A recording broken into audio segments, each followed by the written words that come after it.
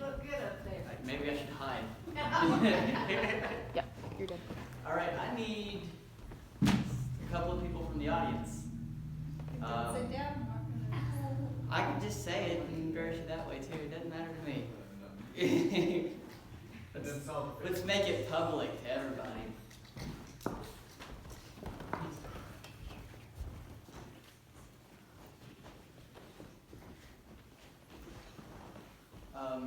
Isaac and Americus have recently become engaged.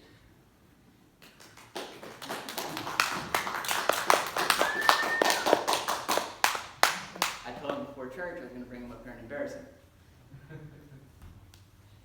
But congratulations.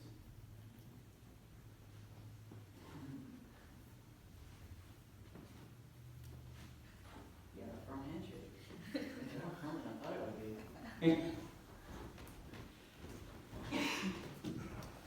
Since my wife wanted to bring me up here so fast, I had to tell her to be patient, which is kind of what I'm going to preach about today.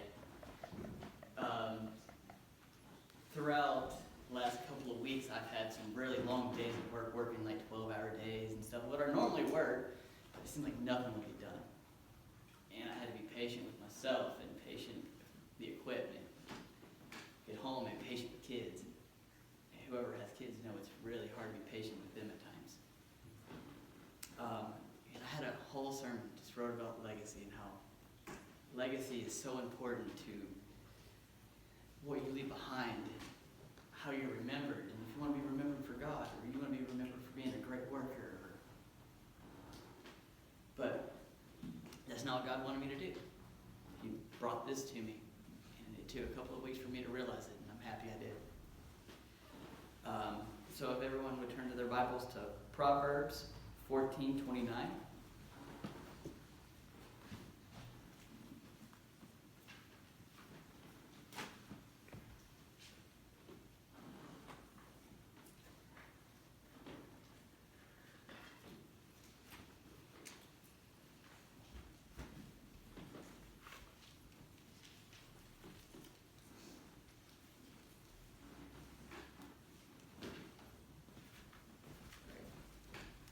Proverbs 14:29 says, "Whoever is slow to anger has great understanding, but who has hasty temper exalts fully."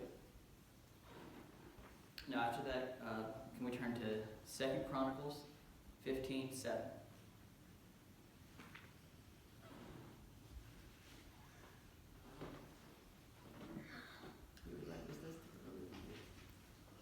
Or y'all a little bit longer than I planned on it.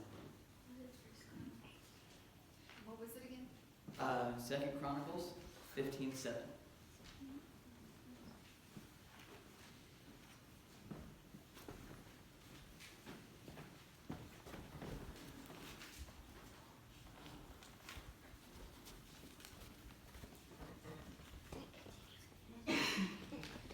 Second Chronicles 15:7 says, "But as for you, be strong, and do not give up, for the work will be rewarded." If you ask my kids, I'm a huge fan of dad jokes, it's corny jokes. And I went on the internet and I was looking for a corny joke, and I told Christina yesterday that joke, and she was like, heh, heh, heh. But I figured it fit the sermon perfectly.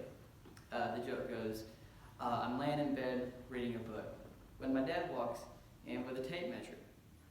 About 5 feet away from me, he starts pushing the tape measure to me. He gets closer and closer to eventually it hits my cheek, and I ask him, "What are you doing?" My dad replies, "I'm measuring your patience." When I think of patience, I think of Job. Job was tested by God and Satan. Satan wanted to see how far he could push Job, because he believed that Job was only obedient to God because God kept rewarding him. But through all the tests and all the tribulations that he went through, losing his home, losing his family, losing everything that he loved and held dear, he stayed faithful to God. Satan measured his patience and Satan lost. Patience is something that is hard to find today. We are a generation that needs it done just about immediately. And it's not our fault. We've been brought up that way. They invented the microwave so we could get sandwiches microwaved just immediately rather than grilling them.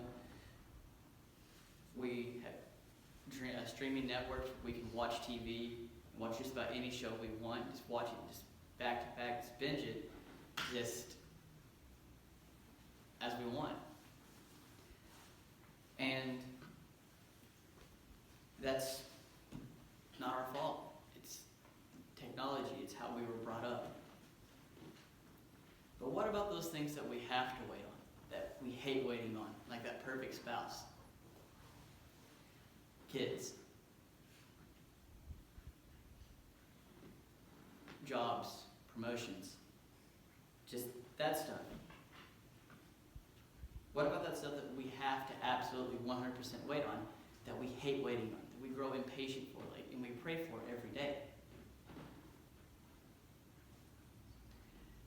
I learned this over time that patience is such a virtue to have, and I don't have it.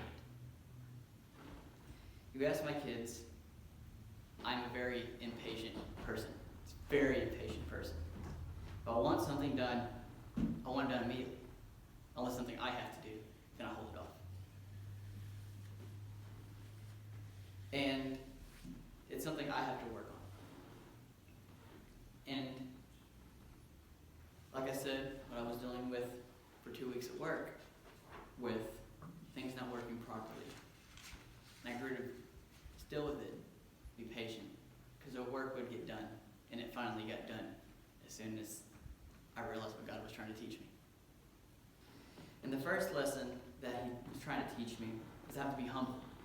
Because I finally finished the work, and it was a humbling experience that I went through. And I've been teaching the kids in the Sunday school class that I teach upstairs certain sections of the Bible that aren't really visited.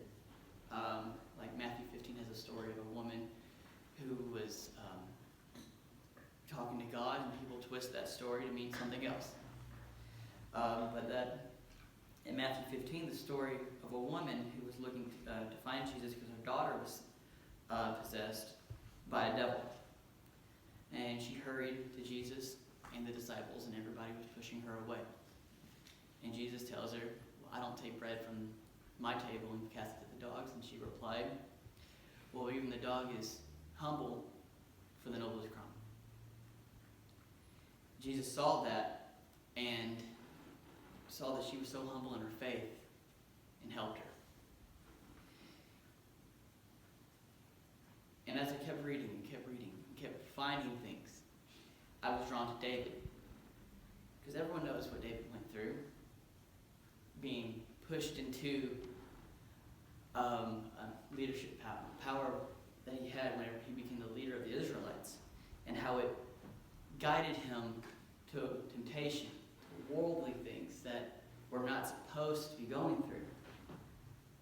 But God was patient with David, and David finally saw what he was doing wrong. And in Psalms 41 it says, I have waited patiently for the Lord, and he's heard my cry. And David had everything, like I said. So why would he have to wait patiently?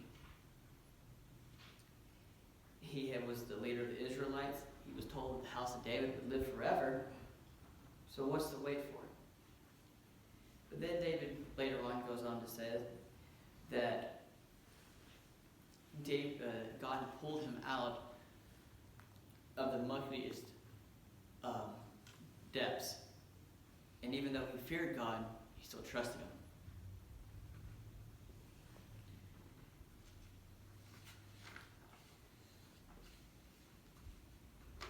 Then David waited patiently for God's blessings, and it humbled David.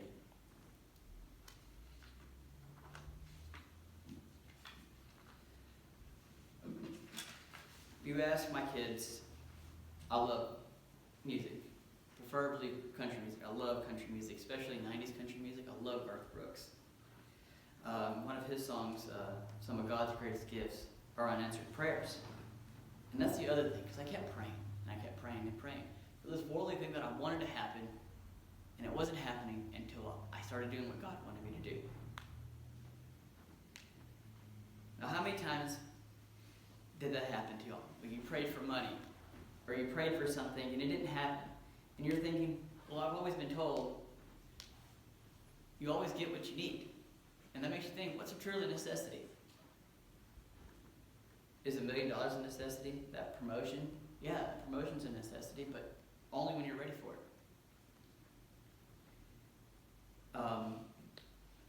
And it makes you think, well, maybe I shouldn't pray for what I want.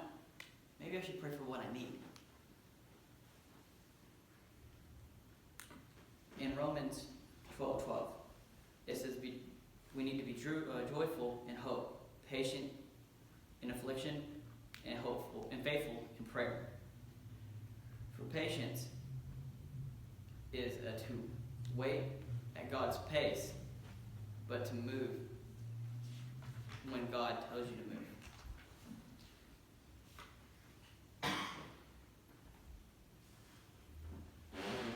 Patience is something that is hard to find today. Oh, wait. My pages got mixed up. There we go. But as I was learning and I was reading, I realized, like Job, we're going to have our patience measured. Yes, it's hard waiting. Anyone who's ever waited on a city bus, a cab, or a plane knows it's hard. But through patience, we can find strength that can humble us. Yes, we send prayers that may not be answered, but that doesn't mean God doesn't care about what we're saying. He'll deliver it to you when you're ready. So be patient with God, and you'll see His plan come to surface. It says in James 5:8, You also must be patient. Keep your hopes high, for the day of the Lord's coming is near. And Psalm 62:5 says, For God alone, O my soul, wait in silence, for my hope is from Him. So let's sit and be patient and trust that it's worth the wait. Now that brings us to the part of our sermon where we break bread in communion. Now, our communion isn't for